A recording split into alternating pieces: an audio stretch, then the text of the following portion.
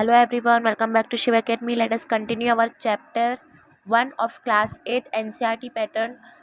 We are following new pattern of NCERT जिसमें सिर्फ एक ही एक्सरसाइज है.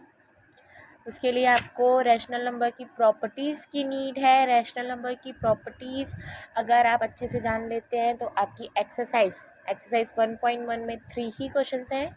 तीनों क्वेश्चंस और एग्जाम्पल्स के क्वेश्चंस भी आप इजीली कर सकते हैं. तो यहाँ पे रैशनल नंबर की प्रॉपर्टीज़ के लिए फर्स्ट मैं बताऊँगी आपको. Rational number plus rational number अगर हम करते हैं तो हमेशा एक रैशनल नंबर ही आएगा. Rational number plus rational number करने पे हमेशा हमें रैशनल नंबर ही मिलेगा. एग्जाम्पल के लिए 5 + 2 ले लेते हैं. अब 5 रैशनल नंबर कैसे, डिनोमिनेटर में कुछ नहीं, डेट मीन्स 1 है तो 5/1 p/q के फॉर्म में. सेम प्रोसेस 2 के साथ भी.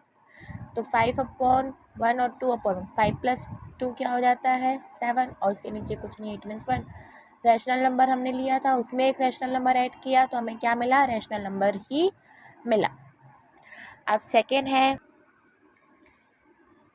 है कि रैशनल नंबर में से जब हम रैशनल नंबर को माइनस करते हैं तो भी हमें रैशनल नंबर ही मिलता है. जैसे 5 - 2 करेंगे तो हमें क्या मिलेगा 3. ये एक रैशनल नंबर है. थर्ड है कि रैशनल नंबर को हम मल्टीप्लाई करेंगे रैशनल नंबर से तो भी हमें रैशनल नंबर ही मिलेगा.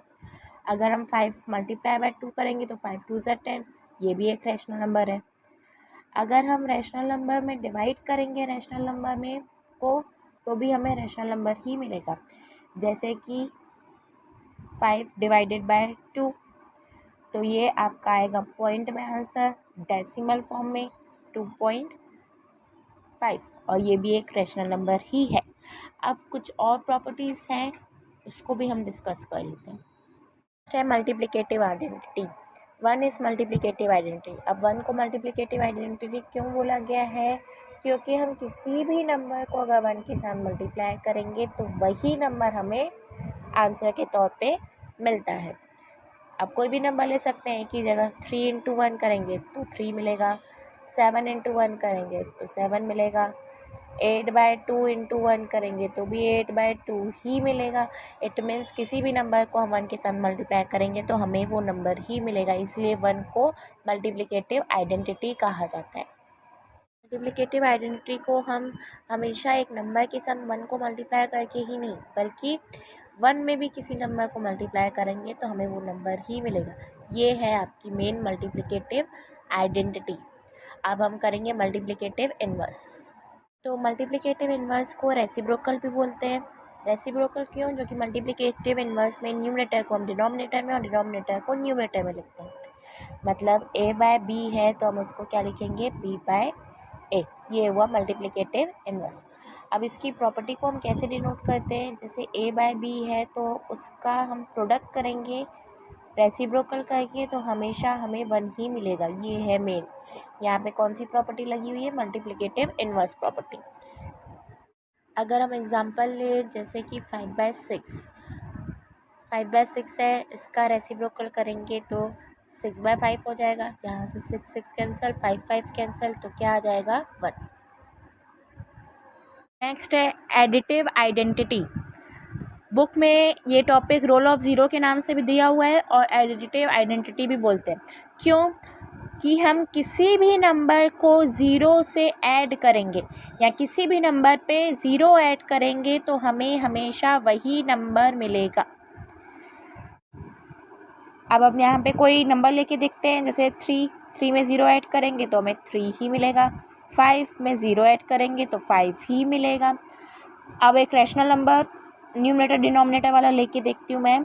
तो ये 7/5 में अगर 0 ऐड करोगे तो 7/5 ही मिलेगा. यहाँ पे 0 में भी अगर मैं 0 प्लस करती हूँ तो यही नंबर वापस 0 ही मिलेगा. मतलब 0 को हम किसी भी नंबर में ऐड करें या 0 में कोई भी नंबर ऐड करें तो हमें वो ही नंबर वापस मिलेगा. इसलिए इसको एडिटिव आइडेंटिटी कहते हैं. नेक्स्ट टॉपिक है कम्यूटेटिविटी. इसमें क्या है कि a + b करेंगे तो हमें b + a दोनों बराबर ही मिलेंगे। एग्जाम्पल के तौर पे ले सकते हैं, हम 3 + 5 करें चाहे 5 + 3 करें, हमें आंसर सेम ही मिलेगा। 3 + 5 8 होता है और 5 + 3 भी 8 होता है। सेम प्रोसेस मल्टीप्लिकेशन के लिए भी सेम प्रोसेस है कि a × b करें चाहे b × a करें, हमारा आंसर इक्वल ही आएगा। एग्जाम्पल के तौर पे हम ले सकते हैं 3 × 5 करेंगे तो 15 आएगा, 5 × 3 करेंगे तो भी 15 आएगा। याद रखना है कि जो कम्यूटेटिव प्रॉपर्टी है वो एडिशन और मल्टीप्लिकेशन के लिए ही यूज़ की जाती है, सब्ट्रैक्शन और डिवीज़न पे यूज़ नहीं होती है। क्यों नहीं होती है, ले लेते हैं यहाँ पे एग्जांपल कि अगर हम 3 - 5 करेंगे और 5 - 3 करेंगे तो ये कभी भी इक्वल नहीं आएगा। 5 - 3 करेंगे तो हमारा आंसर 2 आएगा और 3 - 5 करेंगे तो हमारा आंसर -2 आएगा। सेम प्रोसेस डिवीज़न में भी है कि हम 5 / 3 करेंगे तो हमारा आंसर 15 आएगा और 3 / 5 करेंगे तो पॉइंट में आंसर आएगा हमारा 0.6, तो ये भी इक्वल नहीं है। इसलिए कम्यूटेटिव प्रॉपर्टी जो है वो एडिशन और मल्टीप्लिकेशन के लिए यूज़फुल है, सब्ट्रैक्शन और डिवीज़न में यूज़ नहीं होती है। Associativity property. एसोसिएटिव प्रॉपर्टी में ये प्रॉपर्टी भी जो है वो एडिशन और मल्टीप्लिकेशन के लिए यूज़फुल है, सब्ट्रैक्शन और डिवीज़न में वर्क नहीं करती। a + b + c is equals to a + b + c। अब इसमें डिफरेंस क्या है कि अलग अलग पेयर बनाया गया, यहाँ पे b + c को ब्रैकेट में लिखा गया, यहाँ पे a + b को ब्रैकेट में लिखा गया, बट हमारा आंसर सेम ही आएगा। हम कोई नंबर ले लेते हैं जैसे कि 1 + 3 + 5, यहाँ पे भी 1 + 3 + 5, तो यहाँ पे पहले ब्रैकेट सॉल्व करते हैं बोर्डमास के रूल के हिसाब से।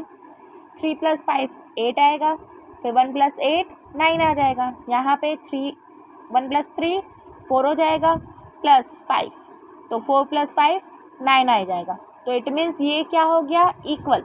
a + b + c चाहे a + b + c, पहले b + c सॉल्व करके a प्लस करें चाहे a + b सॉल्व करके c को प्लस करें, हमारा आंसर इक्वल ही आएगा। अब ये एग्जांपल हम मल्टीप्लिकेशन में भी लेके देख लेते हैं। 2 × 3 × 4 इक्वल्स टू 2 × 3 × 4।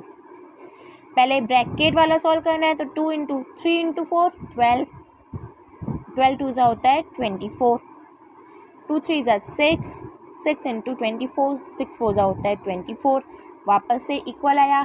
मतलब जो एसोसिएटिव प्रॉपर्टी है वो एडिशन और मल्टीप्लिकेशन दोनों में यूज़फुल है। इसमें याद रखना है फिर से कि सब्ट्रैक्शन और डिवीज़न के लिए ये यूज़फुल नहीं है। तो नेक्स्ट और लास्ट प्रॉपर्टी है डिस्ट्रीब्यूटिव प्रॉपर्टी। डिस्ट्रीब्यूट का मतलब तो आपको पता ही है, बांटना, जैसे कि डिस्ट्रीब्यूट द चॉकलेट्स हम बोलते हैं स्कूल्स में, तो चॉकलेट बांटना। अब इसका मतलब ही बांटना होता है, तो यहाँ पे भी वही काम किया गया है कि जो बाहर ब्रैकेट के बाहर वाला जो नंबर रहेगा वो ब्रैकेट के बाद वाले नंबर्स में डिस्ट्रीब्यूट किया जाएगा, बांटा जाएगा। a और b, तो ये रहा a और b, फिर बीच में प्लस है तो प्लस, फिर a के साथ c को भी बांटा गया, तो ये ac, इस a को सब में बांटा गया। यहाँ पे भी सब्ट्रैक्शन में भी a को b के साथ, फिर a को c के साथ, माइनस है बीच में तो माइनस आएगा, प्लस आएगा तो प्लस आएगा। ये एडिशन और सब्ट्रैक्शन दोनों में वर्क कर रहा है। एग्जाम्पल ले लेते हैं नंबर का, तो a की वैल्यू मान लो 3 है, b की वैल्यू 4 प्लस c की वैल्यू 5, तो ये रहा 3, 4 + 5 आ जाएगा 9, ब्रैकेट हटेगा तो इनटू आ जाएगा, 3 9 27। अब यहाँ पे a की वैल्यू 3 × b की वैल्यू 4 प्लस a की वैल्यू 3 × c की वैल्यू 5, 3 4 12 प्लस 3 5 15, और 2 + 5 7, 1 + 1 2, दोनों तरफ आंसर क्या आया है, 27 ही आया है। सेम प्रोसेस माइनस में भी है, 3 4 - 5,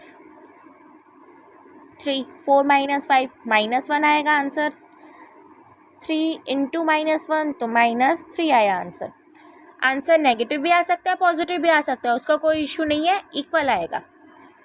a की वैल्यू 3 × b की वैल्यू 4 माइनस a की वैल्यू 3 × b की वैल्यू 5, 3 4 12 माइनस 3 5 15, 12 में जब हम 15 माइनस करेंगे तो आंसर आएगा -3, जो कि ग्रेटर नंबर का साइन माइनस में है तो माइनस में ही आंसर आएगा। -3 और -3 दोनों तरफ इक्वल आंसर आया। ये है आपकी डिस्ट्रीब्यूटिव प्रॉपर्टी। नेक्स्ट वीडियो में हम एक्सरसाइज 1.1 स्टार्ट करेंगे और इस न्यू एनसीईआरटी पैटर्न के अकॉर्डिंग आपकी बुक में सिर्फ और सिर्फ एक ही एक्सरसाइज है चैप्टर 1 की, जिसे हम नेक्स्ट वीडियो में स्टार्ट करेंगे।